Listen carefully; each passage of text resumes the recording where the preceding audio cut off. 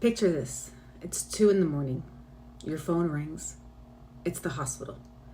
Your mom was brought in by ambulance. Possible stroke. She's conscious but confused. You throw on clothes and drive there in a panic. And then the questions start. What medication is she on? You know some of them, but not all of them. Not the dosages.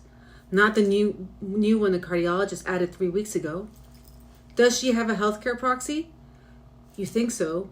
You've talked about it, but you don't know where the document is. Any known allergies? You hesitate. You think it's penicillin, but you're not sure. Who is her primary care physician? You have the name. You don't have the after hours number. You don't have the address.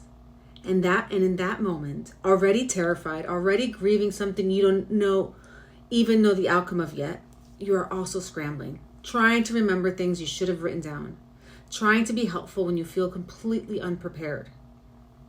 I have sat with families in this exact moment, more times than I can count. And I can tell you there's one thing that separates the families who can answer those questions from the ones who can't. It's a binder, a simple, organized principle binder. And today, I'm going to tell you exactly what goes in it and why putting it together right now, before anything happens, is one of the most important acts of love you can give your aging parent. Welcome back to the Aging Parent Playbook. I'm Dr. Barbara Sparacino, geriatric psychiatrist and founder of the Aging Parent Coach, and someone who has spent the better part of 2 decades watching families navigate the healthcare system in both planned and completely unplanned ways. If you're new here, I'm so glad you found this episode.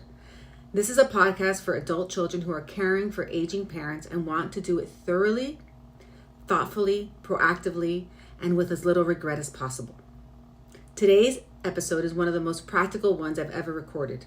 It's not the most emotionally complex, but it might be one that matters most in a moment of crisis. We are in Pillar 3 today, the Health Optimization Plan. And while a lot of this pillar is about understanding your parents' health, recognizing warning signs, and navigating the medical system, today is about the infrastructure that holds all of that together.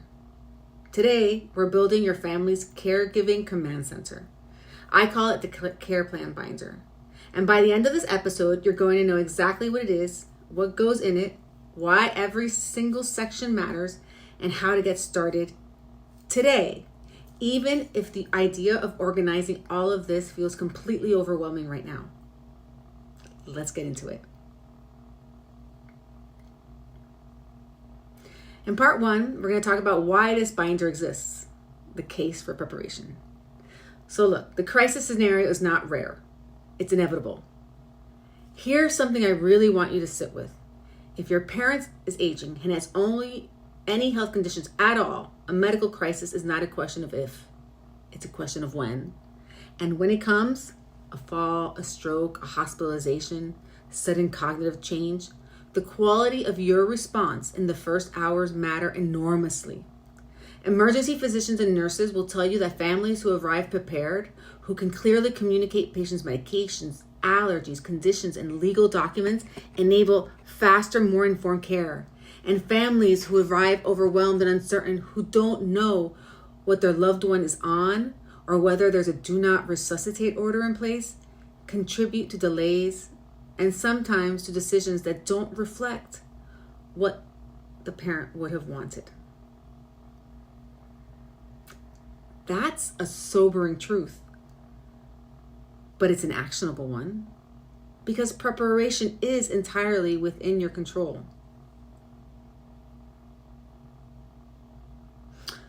And so the problem with how most families currently organize information, right? When I ask families how they currently track their parents' medical and legal information, I hear versions of the same answers. It's kind of in my head, which means it's scattered, incomplete, and only accessible if you specifically are available.